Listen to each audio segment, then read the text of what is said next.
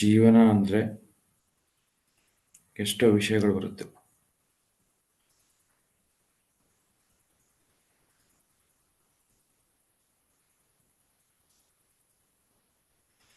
ಒಂದು ನಿಮಿಷ ಮಾಸ್ಟರ್ಸ್.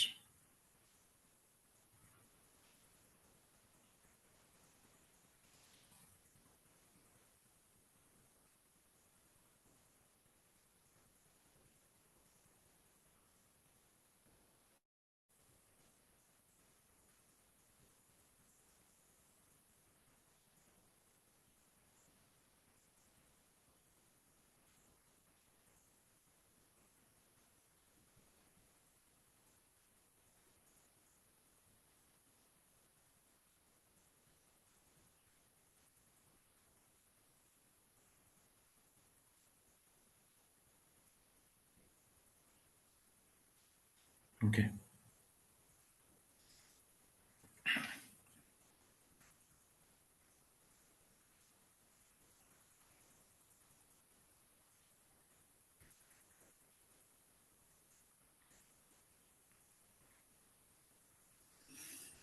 ಇವತ್ತಿನ ವಿಷಯ ಏನಪ್ಪ ಅಂದರೆ ಸರಿಯಾದ ಜೀವನ ಕ್ರಮ. ಜೀವನ ಅಂದರೆ ಈ ದೇಹನ ನಡೆಸ್ಕೊಂಡು ಹೋಗೋದು. ಬರೀ ದೇಹ ಒಂದೆಲ್ಲ, ಮನಸ್ಸನ್ನು, ಬುದ್ಧಿಯನ್ನು ನಾವು ಹೇಗೆ ಕಾಪಾಡ್ಕೊಂಡು ಬರ್ತೀವಿ ಈ ಜನ್ಮ, ಈ ದೇಹ ಬಂದಿದೆ ತಾಯಿ ಗರ್ಭದಿಂದ. ಈ ದೇಹದಲ್ಲಿ ಆತ್ಮ ಇದೆ. ಆತ್ಮ ಏನು ಮಾಡಿದೆ? ಒಂದು ಜನ್ಮ ತಗೊಂಬಂದಿದೆ. ಅದಕ್ಕೆ ದೇಹ, ಮನಸ್ಸು, ಬುದ್ಧಿ ಎಲ್ಲನೂ ಇದೆ, ಮೂರಿದೆ. ಸೊ ದೇಹ, ಮನಸ್ಸು, ಬುದ್ಧಿ ಇದ್ದಾಗ ಇವು ಮೂರು ಅದ್ಭುತವಾಗಿರ್ಬೇಕು. ಅವಾಗೇ ಆತ್ಮ ಸಂತೃಪ್ತಿ ಆಗುತ್ತೆ. ನಾವು ಬಂದಿರತಕ್ಕಂಥ ಕೆಲಸ ಸಕ್ಸಸ್ ಅಂತೀವಿ. ನಾನು ಮೇಲಿಂದ ಈ ದೇಹದಲ್ಲಿ ಸೇರಿದ್ದೀನಿ, ಅದಕ್ಕೊಂದು ಮನಸ್ಸಿದೆ, ಅದಕ್ಕೊಂದು ಬುದ್ಧಿ ಇದೆ. ಈ ಮೂರು ಎಷ್ಟು ಅದ್ಭುತವಾಗಿ ಪರ್ಫೆಕ್ಟಾಗಿ ಇರ್ತಾವೋ ಅಷ್ಟು ಆತ್ಮ ಕಲಿತಾ ಹೋಗುತ್ತೆ, ಸಂತೃಪ್ತಿ ಆಗುತ್ತೆ. ಎಷ್ಟೋ ವಿಷಯಗಳು ಅಂದರೆ ಆತ್ಮದಲ್ಲಿ ದಿನಕ್ಕೂ ಜ್ಞಾನ ತುಂಬುತ್ತೆ. ಹಾಗಾಗಿ ಈ ದೇಹ, ಮನಸ್ಸು, ಬುದ್ಧಿ ಅಂತಕ್ಕಂಥದ್ದು ಸರಿಯಾಗಿರಬೇಕು. ಈ ಸರಿಯಾಗಿ ದೇಹ, ಮನಸ್ಸು, ಬುದ್ಧಿ ಸರಿಯಾಗಿ ಇಟ್ಕೊಳ್ಳೋದೇ ಸರಿಯಾದ ಜೀವನ ಕ್ರಮ. ಜೀವನ ಅಂದರೆ ಪ್ರಾಪಂಚಿಕ ಜೀವನ ಅಲ್ಲ, ಆಧ್ಯಾತ್ಮಿಕ ಜೀವನ. ಪ್ರಾಪಂಚಿಕ ಜೀವನ ಒಂದು ಪಶು ಕೂಡ ಮಾಡುತ್ತೆ ಮಾಸ್ಟರ್ಸ್, ಅದು ಅಲ್ಲ. ಜೀವನ ಅಂದರೆ ತಿನ್ನೋದು, ಮಲಗೋದು, ಮಕ್ಕಳು ಮಾಡೋದು, ಇನ್ನೇನು ಆಸ್ತಿ ಮಾಡೋದಲ್ಲ. ಜೀವನ ಅಂದ್ರೇನು? ಆತ್ಮ ಸಂತೃಪ್ತಿ ಆಗಬೇಕು, ಆತ್ಮದಲ್ಲಿ ಜ್ಞಾನ ಹೆಚ್ಚಾಗಬೇಕು, ಆತ್ಮದಲ್ಲಿ ಆನಂದ ತುಂಬಬೇಕು ದಿನದಿನಕ್ಕೂ. ಹೇಗಪ್ಪ ತುಂಬುತ್ತೆ ಅಂದರೆ ಈ ಮೂರು ಸರಿಯಾಗಿದ್ದಾಗ. ಯಾವುದು ಮೂರು? ದೇಹ, ಮನಸ್ಸು, ಬುದ್ಧಿ. ನೋಡಿ, ಈ ದೇಹ, ಮನಸ್ಸು, ಬುದ್ಧಿ ಪಂಚೇಂದ್ರಿಯಗಳು ಇಂದನೇ. ನಮಗೆ ಪಂಚೇಂದ್ರಿಯಗಳಿದೆ: ಕಣ್ಣು, ಕಿವಿ, ಮೂಗು, ನಾಲಿಗೆ, ಚರ್ಮ. ಇವೇನು ಮಾಡ್ತಿರ್ತವೆ? 5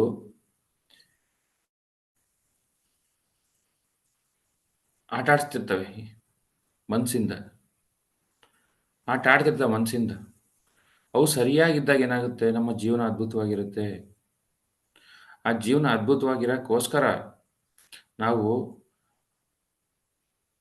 ಯುಕ್ತವಾಗಿರಬೇಕು. ಮೊನ್ನೆ ನಮ್ಮ ಗುರುಗಳ ಒಂದು ಮೆಸೇಜ್, ಭಗವದ್ಗೀತೆ ಮೆಸೇಜು ಕಡ್ತಾಲಲ್ಲಿ ಹಾಕಿದರು. ಎಂಥ ಅದ್ಭುತವಾದ ಮೆಸೇಜ್ ಅಂದರೆ ಭಗವದ್ಗೀತೆ ಮೆಸೇಜ್. ಅದು ಅತ್ಯದ್ಭುತವಾದ ಮೆಸೇಜ್. ಭಗವದ್ಗೀತೆ ಮಹಾಯೋಗ ಗೀತೆ, ಮಹಾಜ್ಞಾನ ಗೀತೆ. ಅದು ಒಂದು ಶ್ಲೋಕಗಳಂದ್ರೇನು? ಅದರಲ್ಲಿ ಎಷ್ಟೋ ಬ್ರಹ್ಮಜ್ಞಾನ ತುಂಬಿದೆ. ಜೀವನಕ್ಕೆ ಏನು ಬೇಕು ಎಲ್ಲ ಇದೆ ಭಗವದ್ಗೀತೆಯಲ್ಲಿ. ಭಗವದ್ಗೀತೆ ಅರ್ಥ ಆದರೆ, ಭಗವದ್ಗೀತೆ ಸರಿಯಾಗಿ ಪಾಲಿಸಿದರೆ ಅವನಂಥ ಮಹಾಜ್ಞಾನಿ ಯಾರೂ ಇಲ್ಲ ನೋಡಿ. ಅಷ್ಟು ಮಟ್ಟಿಗೆ ಪ್ರತಿಯೊಂದು ಶ್ಲೋಕ ಅಷ್ಟು ಆಳವಾಗಿದೆ ಭಗವದ್ಗೀತೆಯಲ್ಲಿ. ಆ ಒಂದು ಶ್ಲೋಕನ ನಮ್ಮ ಗುರುಗಳು ಅಲ್ಲಿ ಒಂದು ಗುರುಗಳ ಮೆಸೇಜ್ ಬಂತು. ಆ ಶ್ಲೋಕನ ತಿಳ್ಕೊಂಡು ಇವತ್ತು ಭಗವದ್ಗೀತೆ ಶ್ಲೋಕನ ಏನು, ಯುಕ್ತಾಹಾರ ವಿಹಾರಸ್ಯ ಯುಕ್ತ ಚೇಷ್ಟಸ್ಯ ಕರ್ಮಸು ಯುಕ್ತ ಸ್ವಪ್ನ ಸ್ವಪ್ನೋಭೋಗಸ್ಯ ಯೋಗೋ ಭವತಿ ದುಃಖಃ. ಇಲ್ಲಿ ನೋಡಿ, ಯುಕ್ತ ವಿಹಾರಸ್ಯ ಯುಕ್ತ ಚೇಷ್ಟಸ್ಯ ಯುಕ್ತ ಚೇಷ್ಟಸ್ಯ ಕರ್ಮಸು ಯುಕ್ತ ಸ್ವಪ್ನಾವಭೋಗಸ್ಯ ಯೋಗೋ ಭವತಿ ದುಃಖಃ. ಮತ್ತೆ ಮತ್ತೆ ಮತ್ತೆ ಮತ್ತೆ ಅವರು ಯುಕ್ತ ಯುಕ್ತ ಯುಕ್ತ ಅಂದ್ರೆ, ಯುಕ್ತ ಅಂದ್ರೆ ಸರಿಯಾದದ್ದು ನೋಡಿ ಮಾಸ್ಟರ್ಸ್. ಈ ಪಂಚೇಂದ್ರಿಯಗಳು ಕೆಲಸ ಮಾಡ್ತಿದ್ದಾವೆ, ಅದಕ್ಕೆ ಆ ಪಂಚೇಂದ್ರಿಯಗಳು ಹೇಗೆ ಕೆಲಸ ಮಾಡ್ತವೆ ಆ ಥರ ಈ ದೇಹ ಸೃಷ್ಟಿಯಾಗುತ್ತೆ, ದೇಹ ಇರುತ್ತೆ, ಅದರ ಜೊತೆ ಮನಸ್ಸು ಕೂಡ, ಅದರ ಜೊತೆ ಬುದ್ಧಿ ಕೂಡ. ಹಂಗಾಗಿ ಯುಕ್ತ ಅಂದ್ರೆ ಸರಿಯಾದದ್ದು, ಸರಿಯಾಗಿರ್ಬೇಕು. ಸರಿಯಾಗಿದ್ದಾಗ ಏನಾಗುತ್ತೆ, ಆತ್ಮದಲ್ಲಿ ಆನಂದ ತುಂಬಿರುತ್ತೆ, ದೇಹದಲ್ಲಿ ಆರೋಗ್ಯ ತುಂಬಿರುತ್ತೆ, ಮನಸ್ಸಲ್ಲಿ ಪ್ರಶಾಂತತೆ ತುಂಬಿರುತ್ತೆ, ಬುದ್ಧಿಯಲ್ಲಿ ವಿವೇಕ ತುಂಬಿರುತ್ತೆ. ಯುಕ್ತವಾಗಿರ್ಬೇಕು. ಏನು ಯುಕ್ತವಾಗಿರ್ಬೇಕು?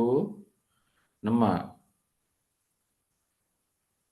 ಪಂಚೇಂದ್ರಿಯಗಳು ಯುಕ್ತವಾಗಿರ್ಬೇಕು, ಸರಿಯಾಗಿರ್ಬೇಕು.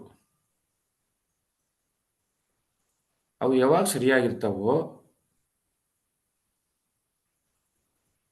ಜೀವನ ಎಲ್ಲ ಅದ್ಭುತವಾಗಿರುತ್ತೆ. ಅವು ಸರಿಯಾಗಿರದೆ ಸರಿಯಾದ ಜೀವನ ಕ್ರಮ.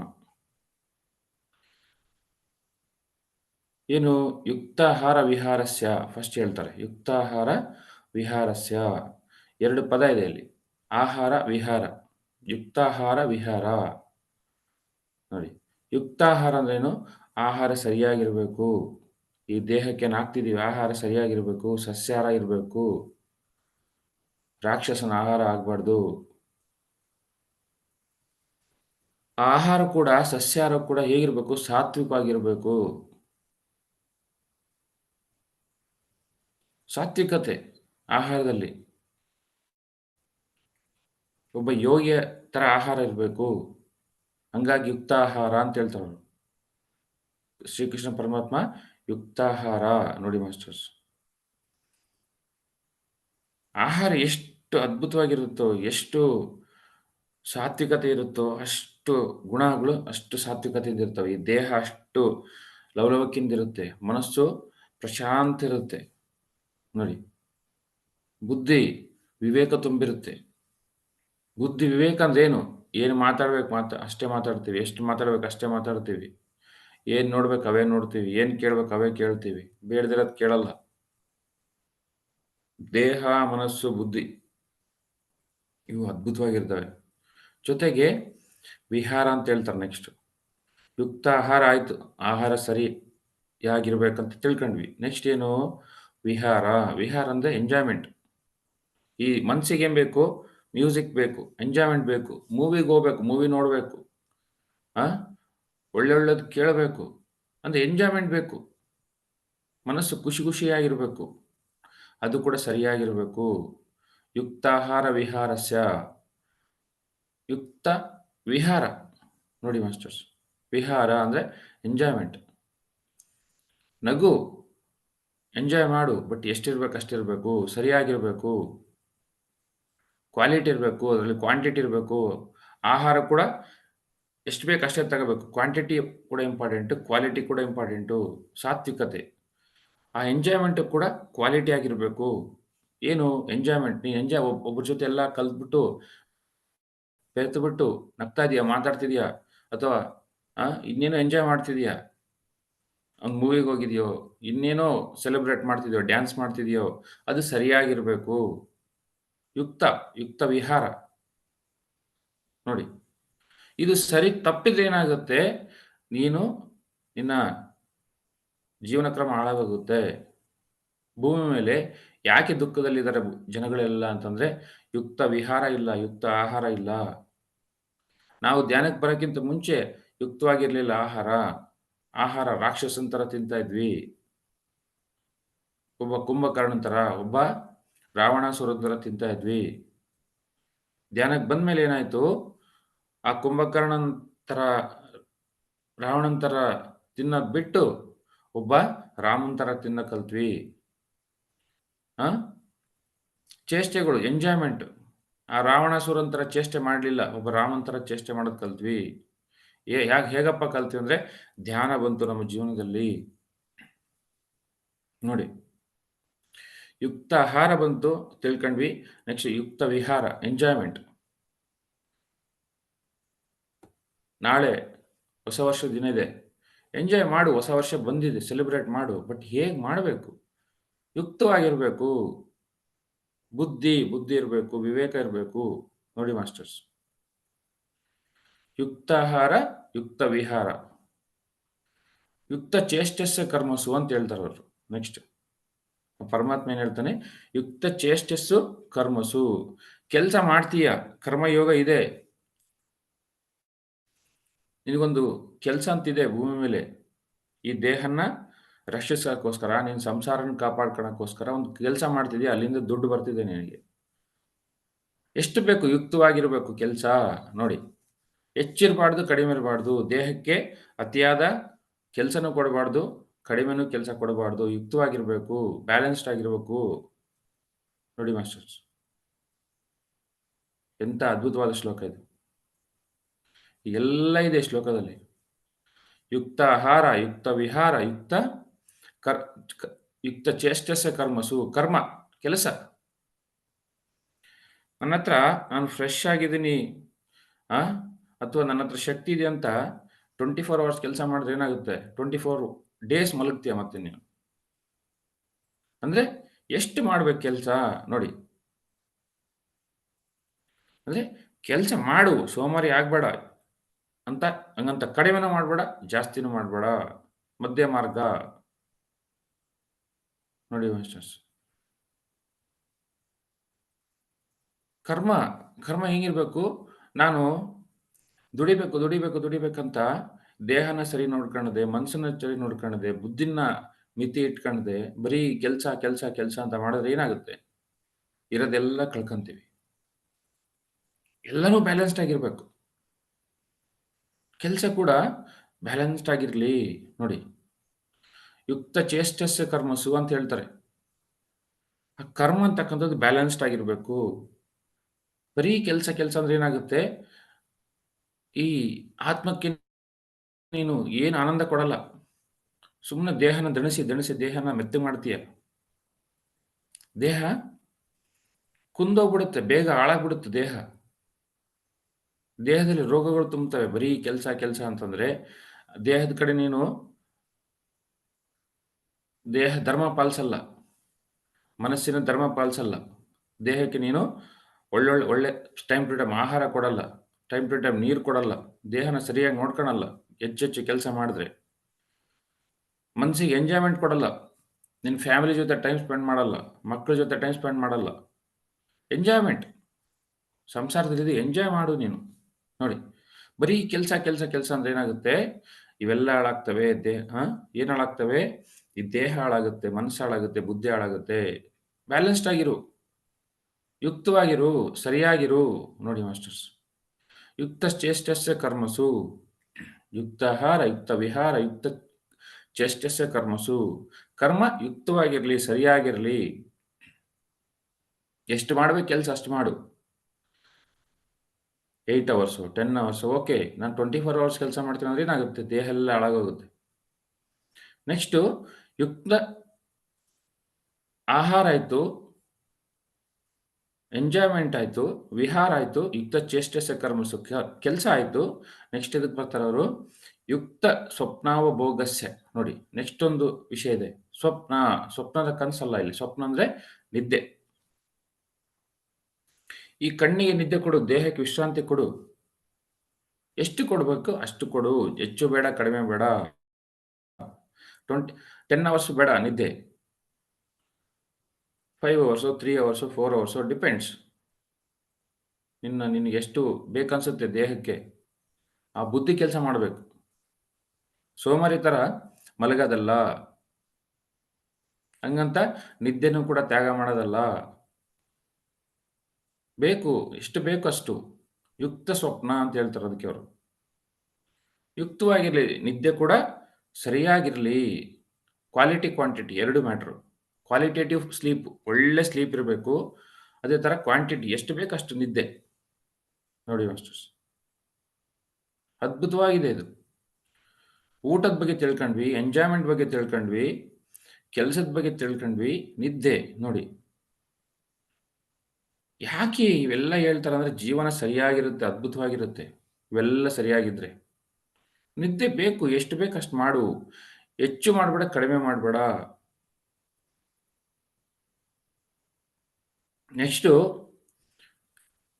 ಯುಕ್ತ ಸ್ವಪ್ನಾವ ಭೋಗಸ್ಯ ಅಂತಾರೆ. ಯೋಗೋ ಭವತಿ ದುಃಖಃ ಅಂತ ಹೇಳ್ತಾರೆ. ಭೋಗಸ್ಯ ಯೋಗ ಅಂತಂದ್ರೆ ಏನು? ಯುಕ್ತ ಸ್ವಪ್ನಾವ ಭೋಗಸ್ಯ ಅಂತಂದ್ರೆ ಏನು? ಎನ್ಲೈಟನ್ಮೆಂಟ್. ಎನ್ಲೈಟನ್ಮೆಂಟ್ ಅಂದ್ರೆ ಏನು? ನೀನು ದೇಹನ 1 ಗಂಟೆ, 2 ಗಂಟೆ, 3 ಗಂಟೆ, 4 ಗಂಟೆ ಕೂರಿಸ್ತಿದೀಯ. Okay, good. ಬಟ್ ಅದೇ ಆಗಬಾರ್ದು ಜೀವನಕ್ಕೆ ತುಂಬ. ಮಧ್ಯ ಮಾರ್ಗ ಅಂತ ಹೇಳ್ತಾರೆ ಇಲ್ಲಿ ನೋಡಿ, ಎಂಥ ಅದ್ಭುತವಾದ ವಿಷಯ. ಭೋಗಸ್ಯ ಯೋಗ ಅಂತಂದ್ರೆ ಏನು? ಎನ್ಲೈಟನ್ಮೆಂಟ್, ಜ್ಞಾನೋದಯ. ಜ್ಞಾನೋದಯಕ್ಕೋಸ್ಕರ ಏನು ಮಾಡ್ತಿದ್ಯಾ? ಸ್ವಾಧ್ಯಾಯ ಮಾಡ್ತಿದ್ಯಾ? ಧ್ಯಾನ ಮಾಡ್ತಿದ್ಯಾ? ಸಜ್ಜನ ಸಾಂಗತ್ಯ ಮಾಡ್ತಿದ್ಯಾ? ಅದು ಕೂಡ ಸರಿಯಾಗಿರಲಿ. ನೋಡಿ ಮಾಸ್ಟರ್ಸ್, ಅತ್ಯದ್ಭುತವಾದ ಒಂದು ಶ್ಲೋಕ ಇದು. ಯುಕ್ತಾಹಾರ ವಿಹಾರಸ್ಯ ಯುಕ್ತಚೇಷ್ಟಸ್ಯ ಕರ್ಮಸು ಯುಕ್ತ ಸ್ವಪ್ನವ ಭೋಗಸ್ಯ ಯೋಗೋ ಭವತಿ ದುಃಖಃ. ನೋಡಿ, ಯುಕ್ತ ಸ್ವಪ್ನವ ಭೋಗಸ್ಯ ಯೋಗೋ ಭವತಿ ದುಃಖಃ. ಆ ಭೋಗಗಳಿದೆ. ಭೋಗಗಳಂದ್ರೆ ಏನು? ಎನ್ಲೈಟನ್ಮೆಂಟ್, ಯೋಗೋ. ಅದೇ ಆ ಒಂದು ಎನ್ಲೈಟನ್ಮೆಂಟ್ಗೋಸ್ಕರ ನೀನು ಸಾಧನೆ ಮಾಡ್ತಿದೀಯಾ, ಅದು ಕೂಡ ಯುಕ್ತವಾಗಿರಲಿ ಅಂತ ಹೇಳ್ತಾರೆ. ನೋಡಿ, ಶ್ರೀಕೃಷ್ಣ ಪರಮಾತ್ಮ ಸಂಸಾರದಲ್ಲಿ ಇದ್ದ, ಹಾಗೆ ಆಧ್ಯಾತ್ಮದಲ್ಲೂ ಇದ್ದ. ನೋಡಿ, ಹಂಗಾಗಿ ಅವನು ಯುಕ್ತ ಅಂತ ಹೇಳ್ತಾನೆ. 2 ಬ್ಯಾಲೆನ್ಸ್ ಮಾಡು ಅಂತ ಹೇಳ್ತಾನೆ. ಸರಿಯಾಗಿರಲಿ 2. ನಿನ್ನ ಪ್ರಾಪಂಚಿಕತೆ, ಆಧ್ಯಾತ್ಮಿಕತೆ ಸರಿಯಾಗಿರಬೇಕು. ಒಂದು ಬಂಡಿಗೆ 2 ಗಾಳಿಗಳಿದೆ, ಚಕ್ರಗಳಿದೆ. ಒಂದು ಚಕ್ರ ಹೋದ್ರೆ ಏನಾಗುತ್ತೆ? ಒಂದು ಪ್ರಾಪಂಚಿಕ ಚಕ್ರ, ಇನ್ನೊಂದು ಆಧ್ಯಾತ್ಮಿಕ ಚಕ್ರ. ಒಂದು ಚಕ್ರ ಬಿದ್ದೋದ್ರೆ ಏನಾಗುತ್ತೆ? ಮುಂದೋಗಲ್ಲ. ಅಂದ್ರೆ ಆತ್ಮ ಮುಂದೋಗಲ್ಲ. ಆತ್ಮ ಇನ್ನೂ ಏನೋ ಕೋರ್ತಿದೆ, ಅರ್ಧಂಬರ್ಧಾಗುತ್ತೆ ಲೈಫು. ಹಂಗಾಗಿ ಅವ್ರು ಏನು ಹೇಳ್ತಾರೆ? ಯುಕ್ತ ಸ್ವಪ್ನವ ಭೋಗಸ್ಯ ಯೋಗೋ ಭವತಿ ದುಃಖಃ. ಯೋಗೋ ಆ ಒಂದು ಎನ್ಲೈಟನ್ಮೆಂಟ್. ಭೋಗ ಅಂದ್ರೆ ಜ್ಞಾನ. ಆ ಜ್ಞಾನಕ್ಕೋಸ್ಕರ ನೀನು ಏನು ಮಾಡ್ತಿದೀಯಾ, ಅದು ಕೂಡ ಯುಕ್ತವಾಗಿರಲಿ. ನೋಡಿ ಮಾಸ್ಟರ್ಸ್, ಭೋಗ ಅಂದ್ರೆ ದುಡ್ಡಲ್ಲ. ಭೋಗ ಅಂದ್ರೆ ಆಸ್ತಿ ಅಲ್ಲ. ಭೋಗ ಅಂದ್ರೆ ಎನ್ಲೈಟನ್ಮೆಂಟ್, ಜ್ಞಾನ. ಅದು ಕೂಡ ಯುಕ್ತವಾಗಿರಲಿ. ನೋಡಿ, ಇವೆಲ್ಲ ಸರಿಯಾಗಿಲ್ಲದ್ರೆ ಏನಾಗುತ್ತೆ? ದುಃಖ ಬರುತ್ತೆ ನಿನಗೆ. ಯುಕ್ತವಾಗಿಲ್ಲ ಅಂದ್ರೆ ಏನು ಬರುತ್ತೆ? ಅದಕ್ಕೆ ಭವತಿ ದುಃಖಃ ಅಂತ ಹೇಳ್ತಾರೆ ಅವರು. ನೋಡಿ ಮಾಸ್ಟರ್ಸ್, ಯುಕ್ತ ಆಹಾರ ಯುಕ್ತ ವಿಹಾರ ಯುಕ್ತ ಚೇಷ್ಟಸ್ಯ ಕರ್ಮಸು ಯುಕ್ತ ಸ್ವಪ್ನವ ಭೋಗಸ್ಯ ಯೋಗೋ ಭವತಿ ದುಃಖಃ. ನೋಡಿ ಮಾಸ್ಟರ್ಸ್, ಆಹಾರ, ವಿಹಾರ, ಕರ್ಮ, ಸ್ವಪ್ನ, ಭೋಗ 5 ಇದೆ ಇಲ್ಲಿ ವಿಷಯಗಳು. ಒಂದು ಆಹಾರ ಇದೆ, ಒಂದು ವಿಹಾರ ಇದೆ, 3ನೇದು ಕರ್ಮ ಇದೆ, 4ನೇದು ಸ್ಲೀಪ್ ಇದೆ, ನಿದ್ದೆ ಇದೆ, 5ನೇದು ಭೋಗ ಎನ್ಲೈಟನ್ಮೆಂಟ್. ಇವೆಲ್ಲ ಕೂಡ ಸರಿಯಾಗಿರಲಿ. ನೀನೇನು ಮಾಡ್ತಿದೀಯಾ? 5 ಎಲಿಮೆಂಟ್ಸ್ ಇದೆ ಇಲ್ಲಿ. ಈ 5 ಎಲಿಮೆಂಟ್ಸ್ಗಳು ಸರಿಯಾಗಿರಬೇಕು. 5 ವಿಷಯಗಳು ಸರಿಯಾಗಿರಬೇಕು. ಅದೇ ನಿಜವಾದ ಸರಿಯಾದ ಜೀವನ ಕ್ರಮ. ಇವು ಸರಿಯಾಗಿಲ್ಲ ಏನಾಗುತ್ತೆ? ದುಃಖಕ್ಕೀಡಾಗ್ತೀಯಾ? ಅದೇ ನಾವು ಊಟ ಸರಿಯಾಗಿ ತಿಂದಿಲ್ಲ ಅನ್ಕೊಳ್ಳಿ, ಊಟ ಜಾಸ್ತಿ ತಿಂದಿಲ್ಲ ಅನ್ಕೊಳ್ಳಿ, ದುಃಖಕ್ಕೆ ಬರ್ತೀವಿ. ನೋಡಿ, ನಮ್ಗೆ ಅನುಭವ ಆಗಿದೆ ಅದು. ಊಟ ಕ್ವಾಲಿಟಿ, ಕ್ವಾಂಟಿಟಿ 2 ಇದೆ. ಕ್ವಾಲಿಟಿ ಅಂದ್ರೇನು? ಸಾತ್ವಿಕತೆ. ಕ್ವಾಲಿಟಿ ಅಂದ್ರೇನು? ಸಂಪೂರ್ಣ ಸಾತ್ವಿಕತೆ ಇರಬೇಕು ಆಹಾರದಲ್ಲಿ. ಅದು ನಿನ್ನ ಯೋಗಕ್ಕೆ ತಗೊಂಡೋಗ್ಬೇಕು, ಆ ಎನ್ಲೈಟನ್ಮೆಂಟಿಗೆ ತಗೊಂಡೋಗ್ಬೇಕು. ನೀನು ನಿನ್ನ ತಾಮಸ, ರಜೋ ಆ ಗುಣಗಳು ಕೆಲಸ ಮಾಡಬಾರ್ದು. ಸಾತ್ವಿಕ ಗುಣಗಳು ಕೆಲಸ ಮಾಡಬೇಕು. ಶುದ್ಧ ಸಾತ್ವಿಕ ಗುಣ ಕೆಲಸ ಮಾಡಬೇಕು. ಆಹಾರ, ಎಂಜಾಯ್ಮೆಂಟ್, ವಿಹಾರ. ನೀನು ಮೂವಿ ನೋಡ್ತೀಯ, ಅಥವಾ ಟಿ ವಿ ನೋಡ್ತೀಯ, ಇನ್ನೇನೋ ಒಳ್ಳೊಳ್ಳೆ ಮ್ಯೂಸಿಕ್ ಕೇಳ್ತೀಯ, ಎಷ್ಟಿರಬೇಕು. ಅತಿಯಾದರೆ ಟೈಮ್ ವ್ಯರ್ಥ ಆಗುತ್ತೆ, ಸೋಮಾರಿತನ ಜಾಸ್ತಿ ಆಗುತ್ತೆ, ನಿನ್ನ ಮೈಮರವು ಜಾಸ್ತಿ ಆಗುತ್ತೆ. ಕೆಲಸ ನೋಡಿ, ಎಷ್ಟು ಬೇಕು ಕೆಲಸ. ಮಧ್ಯ ಮಾರ್ಗ, ಆಹಾರದಲ್ಲಿ ಮಧ್ಯ ಮಾರ್ಗ, ಎಂಜಾಯ್ಮೆಂಟಲ್ಲಿ ಮಧ್ಯ ಮಾರ್ಗ, ಕೆಲಸದಲ್ಲಿ ಮಧ್ಯ ಮಾರ್ಗ, ನಿದ್ದೆನಲ್ಲೂ ಮಧ್ಯ ಮಾರ್ಗ, ನಿನ್ನ ಎಂಟರ್ಟೈನ್ಮೆಂಟಲ್ಲೂ ಕೂಡ ಮಧ್ಯ ಮಾರ್ಗ. ನೋಡಿ ಮಾಸ್ಟರ್ಸ್, ಇದೆಲ್ಲ ಏನಂತಾರೆ? ಯುಕ್ತ ಯೋಗ. ಇದೆಲ್ಲ ಹೇಗೆ? ಧ್ಯಾನ ಯೋಗ ಇದೆ, ಕರ್ಮ ಯೋಗ ಇದೆ, ಆ ಒಂದು ಸಂಗೀತ ಯೋಗ ಇದೆ, ನಾದ ಯೋಗ. ಅದೇ ಥರ ಯುಕ್ತ ಯೋಗ. ಇದು 5 ವಿಷಯಗಳು: ಊಟ, ವಿಹಾರ, ಎಂಜಾಯ್ಮೆಂಟ್, ಕೆಲಸ, ನಿದ್ದೆ, ನೆಕ್ಸ್ಟು ಎನ್ಲೈಟನ್ಮೆಂಟ್. ಇದೆಲ್ಲ 5 ಯುಕ್ತವಾಗಿರಬೇಕು, ಸರಿಯಾಗಿರಬೇಕು. 5 ಎಲಿಮೆಂಟ್ ಸರಿಯಾಗಿದ್ದರೆ ಅದೇ ನಿಜವಾದ ಅದ್ಭುತವಾದ ಜೀವನ ಕ್ರಮ, ಒಬ್ಬ ಯೋಗಿಯ, ಒಬ್ಬ ಬ್ರಹ್ಮಶ್ರೀಯ ಜೀವನ ಕ್ರಮ. ನೋಡಿ ಮಾಸ್ಟರ್ಸ್, ಇಲ್ಲಿ ಏನು ಕೊರತೆ ಇಲ್ಲ. ಸರಿಯಾದ ಒಂದು ಅದ್ಭುತ ಜೀವನಕ್ಕೆ ಈ ಎಲ್ಲ ಎಲಿಮೆಂಟ್ಸ್ ತುಂಬಿದೆ ಈ ಶ್ಲೋಕದಲ್ಲಿ. 2 ಲೈನ್ ಶ್ಲೋಕ ಜೀವನನ ಹೇಳ್ಕೊಡುತ್ತೆ. ಇದು ಭಗವದ್ಗೀತೆ. ನೋಡಿ ಎಷ್ಟು ಆಳ ಇದೆ ಇದು. ಅದ್ಭುತವಾದ ಒಂದು ಶ್ಲೋಕ ಇದು, ಅತ್ಯದ್ಭುತವಾದ ಶ್ಲೋಕ. ಮತ್ತೊಂದ್ಸತಿ ಈ ಶ್ಲೋಕನ ಕೇಳಿ ಕ್ಲಾಸ್ನ ಮುಗಿಸೋಣ. ಯುಕ್ತಾಹಾರ ವಿಹಾರಸ್ಯ ಯುಕ್ತ ಚೇಷ್ಟಸ್ಯ ಕರ್ಮಸು ಯುಕ್ತ ಸ್ವಪ್ನವ ಭೋಗಸ್ಯ ಯೋಗೋ ಭವತಿ ದುಃಖಃ. ನೆನ್ಪಿಟ್ಕೊಳ್ಳಿ ಮಾಸ್ಟರ್ಸ್. Thank you.